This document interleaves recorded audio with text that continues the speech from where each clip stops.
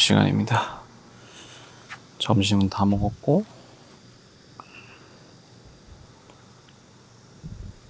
커피 한 잔하러 나와 있습니다. 의자가 없어서 특별히 하나 샀어요. 의자도 어떻게 해야 되는 거야 이거.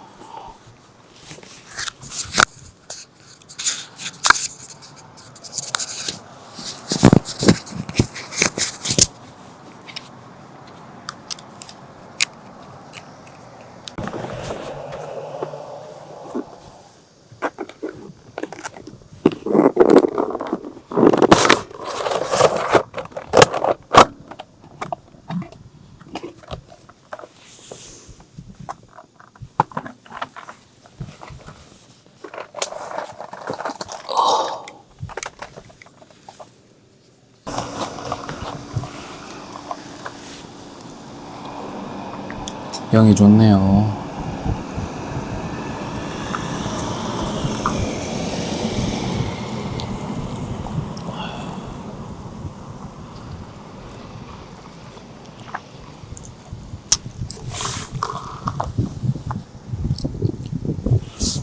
안 그래도 이제 대학병원에서 전공의를 뽑는 모집 요강이 올라오고 있다고 하는데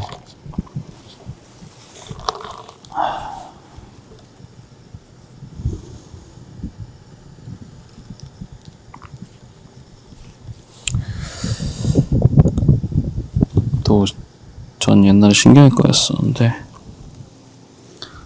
지원자가 또 있다고 하더라고요. 한 명은 원래 알고 있었는데 나머지 한 명이 저랑 같이 군대 가가지고 비어있어서 그래서 빈자리 어쩌지 생각은 했었었는데 누군가 하고 싶은 사람이 있을 줄 몰랐습니다.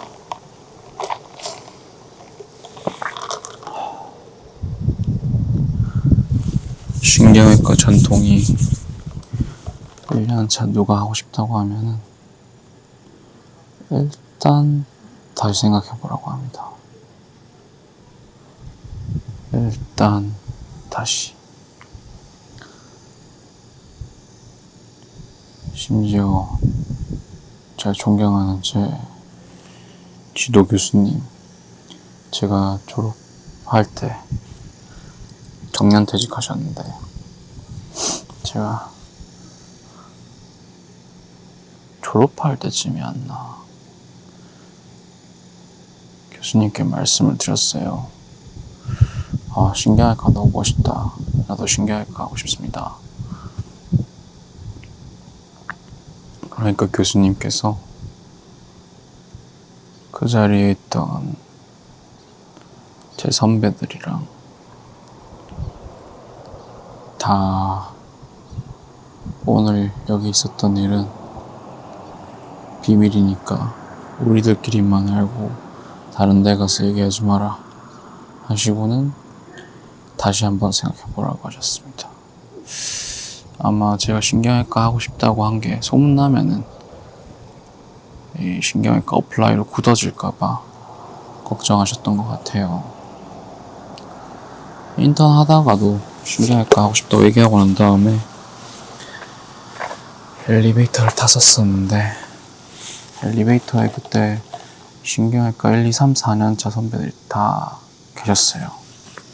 그래서 당시 제가 인턴할 때 3년차였던 형이 어플라이다 하면서 이렇게 다른 선생님들께 소개를 해주셨는데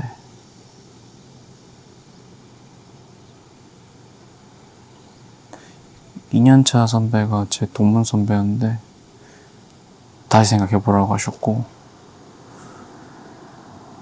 1년차 선배는 다들 내릴 때까지 기다렸다가 다들 내린 거 확인하고 조용히 저한테 아직 결정된 거 아니니까 조금만 더 생각해보라고 하셨습니다. 근데 그게 너무 힘드니까 다시 생각해보라고 하는 건데 당시에 저는 그게 외국에 대한 충성도 테스트인 줄 알았어요. 그래가지고 약간 그런 거에 넘어가지 않는다, 흔들리지 않는다, 신경할까, only one way, 인생은 직진이다, 인생은 직진이다, 그 말 진짜 많이 했는데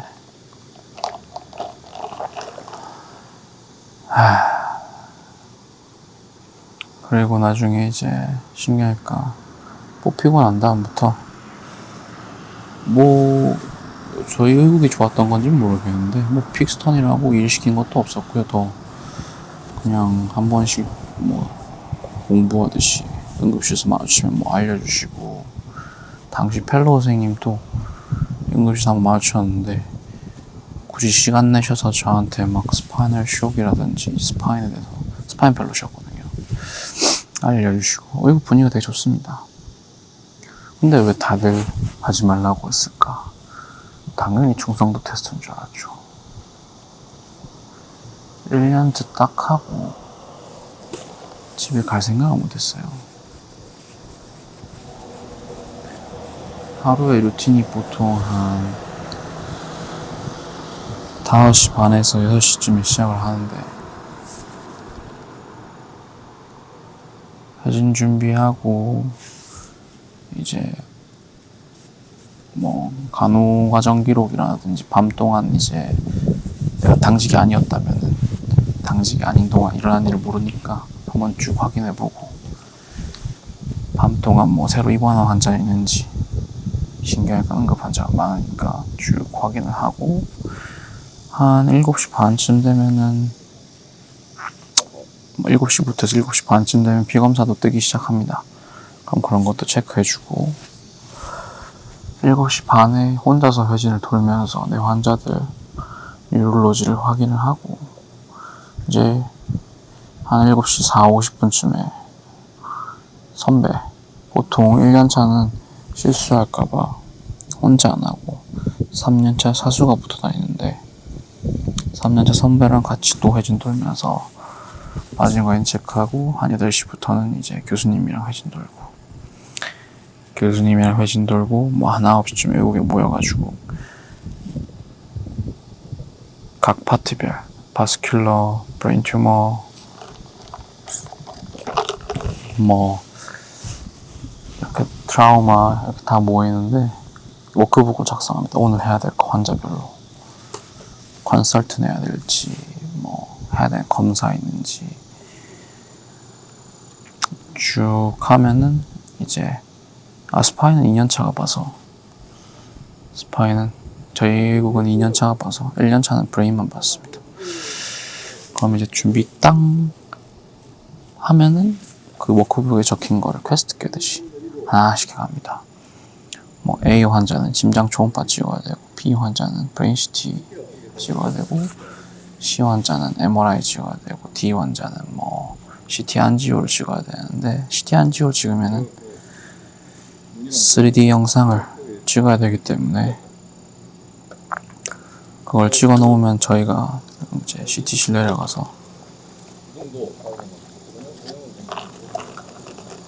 그걸 3D 리컨스트럭션을 합니다. 이제 3D로 리컨스트럭션 하면 요즘 기술이 좋아서 머리를 찍어 놓은 2D 단면도가 3D로 바뀌어요. 근데 이제 문제는 두개골이나 이런 게 다 나와 있기 때문에 신경외과에서 이제 뇌혈관외과에서 관심 있는 건 동맥류가 많아서 동맥만 남겨놓고 정맥이나 뼈를 다 제거해야 됩니다. 그래서 이제 윌리스 서클이 잘 보이게 예쁘장하게 해놓고, 그리고 어뉴리즘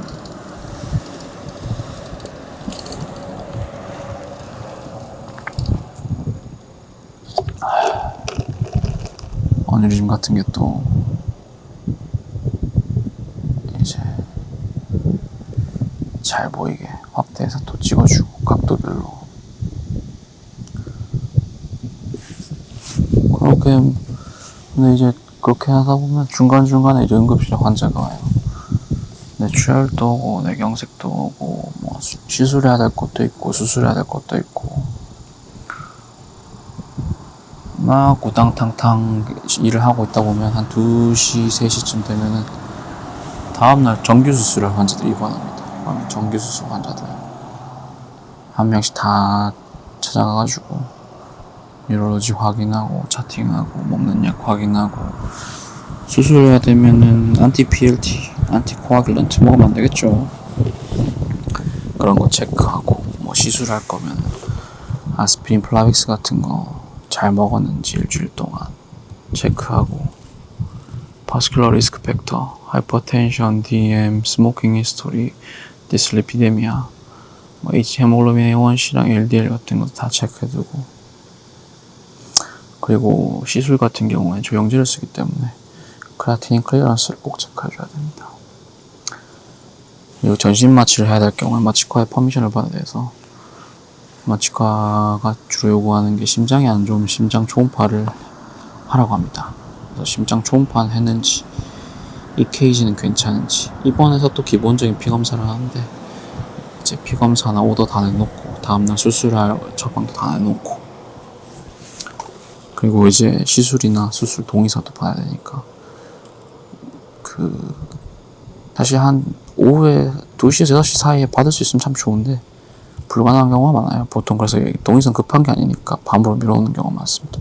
보호자가 집에 가야 된다 하면 이제 급하게 받는데 그렇게 막 호다닥 하다 보면 한 4시쯤 되고 4시에 이제 1, 2, 3, 4년차가 다 같이 모여가지고 회진을 돕니다. 회진을 돌고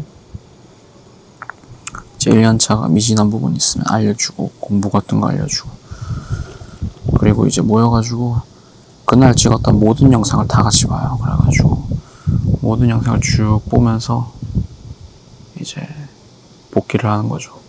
이 환자는 이 영상에서 이 부분 때문에 수술을 하는 거고 이 환자는 이 영상에서 이 부분 때문에 시술을 한다. 이제 시술할 때 주의할 점은 이 환자는 이런 경우가 있어서 주의를 해야 된다. 뭐 이런 식으로 4년차 형이 제일 잘 알기 때문에 쭉 해설해 줍니다.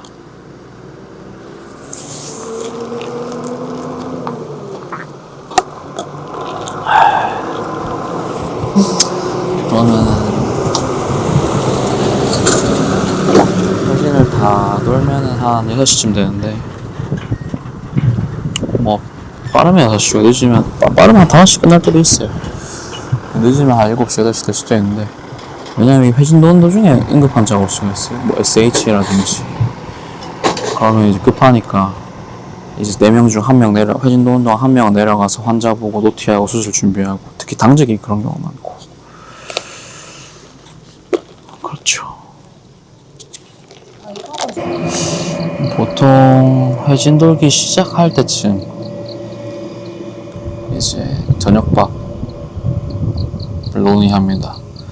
아침, 점심은 뭐 각자 과자를 먹든지 못 먹든지 뭐 이러는데 저희 의국은 저녁은 늘 같이 먹었던 것 같아요. 그래서 늘 회진 돌기 전에 메뉴를 신중하게 고민을 하고 1년차의 주잡은 아주 2년차들이 흡족해 할 만한 메뉴를 추천하는 거였는데 그래서 회진 돌다가 슬슬 주문해놓고 마저 돌면은 밥이 딱 도착해서 다 같이 밥을 먹었던 것 같습니다. 근데 밥 먹다가도 SH나 뭐 임파하게 오면은 그냥 호다닥 뛰어가야 되니까 당직 사람들은 당직 아닌 사람들만 남아서 밥 먹고 그래서 당직이면은 이제 또 당직이라고 뭐 특별한 건 아니고 그냥 병원에서 계속 응급실 환자 보면서 병동 환자들 보면서 중환자실 환자들 보면서 자기 할 일 하는 거예요. 근데 이제 신경외과는 바이탈이 흔들리는 환자들이 많다 보니까 중환자실에 뭐 시저 할 때도 있고 갑자기 숨을 안 쉰다거나 이제 호흡곤란이나 뭐 밤에 리블리딩이나 뭐 ICH 추가로 늘거나 그런 경우도 있습니다. 밤에 다시 수술 들어가기도 하고 하여튼 쉽지 않았던 것 같습니다. 그리고 이제 재원 환자들이 많으니까 이 처방 내는 것도 오래 걸립니다. 그리고 아까 밀어놨던 동의서들 이제 저녁부터 이제 한 명씩 다 불러서 다음날 정규 수술할 사람들 다 설명해주고 보호자랑 동의 받고 다음날 수술 오더 내놓고, 그리고 오늘 입원했던 환자들 입원 기록을 너무 이제 유럴로지 보고 대충 적어놨으니까 상세한 패스트 메디컬 히스토리 조사해가지고 적어놓고, 그 다음에 경과 기록 정리하고 막 이렇게 저렇게 하다 보면 새벽 시간인데 뭐 당직 일지도 적어야죠. 오늘 입원 몇 명 했고 퇴원 몇 명 했고 입원 환자들 진단명 수술 뭐 쭉 정리하고 일지 적고, 그리고 잠에 드는데 이게 운이 나쁘면 뭐 한 응급 환자 좀 많다 그러면 일이 너무 밀려가지고 한 새벽 4시에 일이 끝났다 그럼 5시 반 뭐 6시 이렇게 아침 시작해야 되니까 잠을 뭐 한두 시간밖에 못 자잖아요.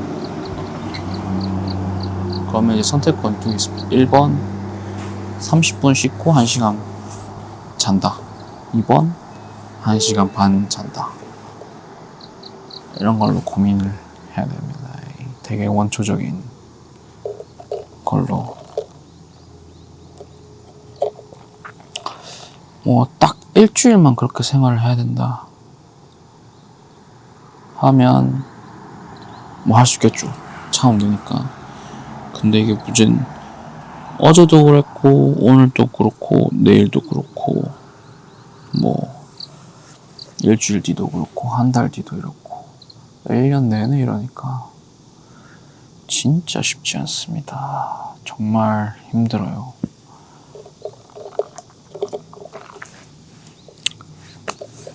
정말 쉽지 않습니다.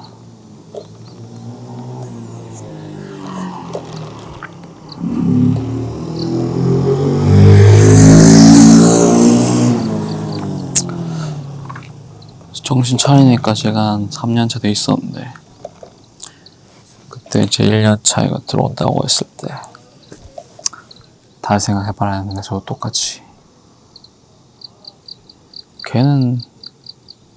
걔도 또 들어와서 똑같이 후회하고,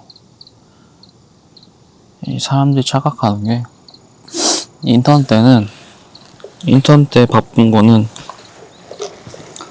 인턴 때 신기하니까 인턴 돌면서 뭐 아침에 나가 저녁 때까지 계속 ABGA, 폴리, CT 밀고 안부 짜고 돌고 돌아서 뭐 바쁘고 이런 거 잘 버텼으니까 힘든 건 참을 수 있다고 생각하는 사람들이 많습니다. 저도 그랬고. 근데 이제 전공의가 되면은 담당 환자가 생기니까 담당의가 되는 순간부터 이제 모든 건 내 책임이에요. 난 근무 시간 아니었는데 뭐 잘못돼도 다 내 책임이고,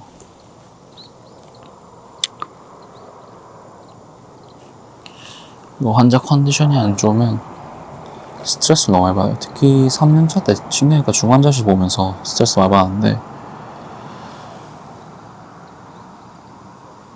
이게 뭔가 객관적으로 소생 가능성이 많이 떨어지고 뉴럴로지가 아웃컴이 안 좋을 것 같은 환자들이 많은데, 근데 보호자들은 저한테 희망의 말을 듣고 싶어 하고, 근데 저는 희망의 말을 못 해주거든요. 저는 그냥 있는 그대로 얘기해 줄 수밖에 없습니다.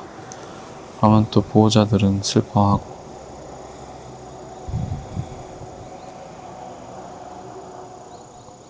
뭐 그런 감정적인 스트레스도 좀 많이 받고, 그래서 신경외과 하면서 사실 퇴근도 잘 못해요. 예를 들어서 내가 어제 당직이었고 오늘 퇴근이다. 퇴근했다고 뭐 집에 간 것도 아니고 이제 밀린 일 해야죠. 뭐 서류나 뭐 의무기록 같은 급하지 않은 것들, 이제 좀 행정 작업들, 그런 것들을 다 그때 하는데, 그리고 뭐 일주일에 뭐 컨퍼런스 같은 거 있으면 컨퍼런스 발표 준비도 해야 되고, 뭐 논문 쓰고 있으면 논문 준비도 해야 되고,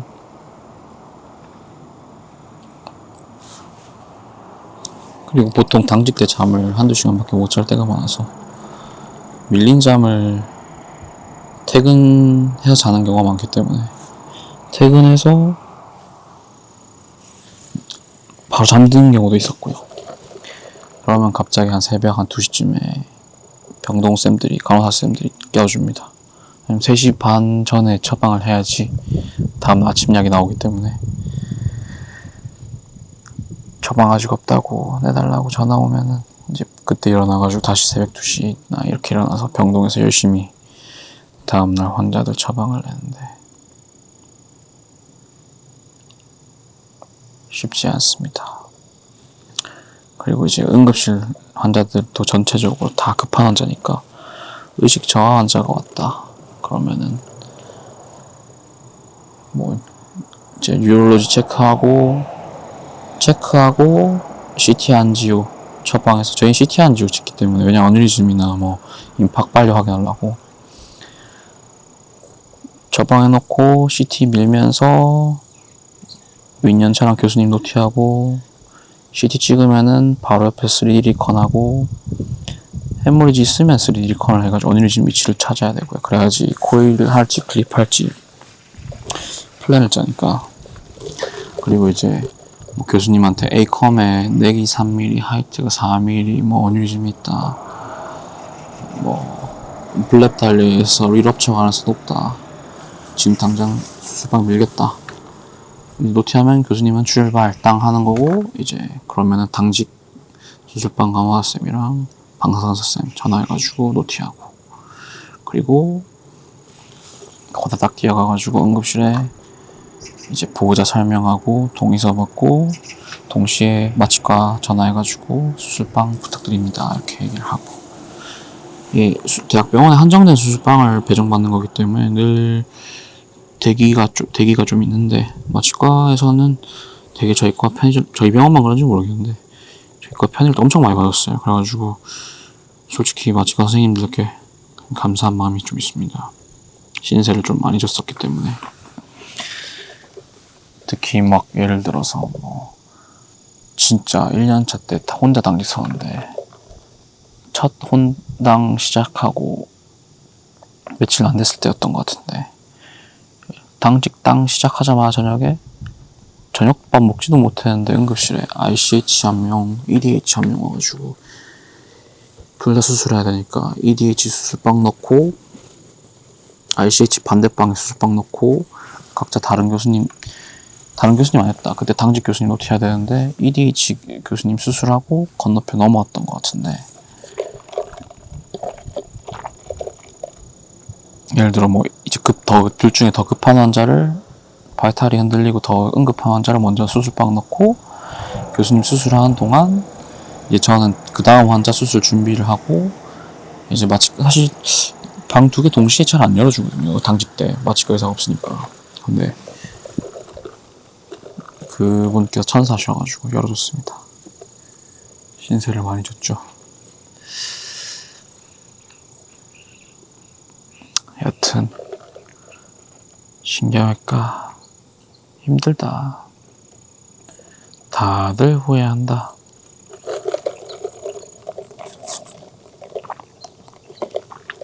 학문 자체는 참 재밌는데 이 신경이란 게 머리랑 척추 둘 다 재밌거든요. 재밌는데 쉽지 않습니다. 저희 병원은 이제 뇌경색이나 뇌출혈 다 봤는데 전 둘 다 보면 좋은 건 줄 알았어요. 둘 다 배울 수 있으니까. 근데 둘 다 배운다고 좋은 게 아니라 둘 다 보면 일도 둘 다 해야 됩니다. 쉽지 않다.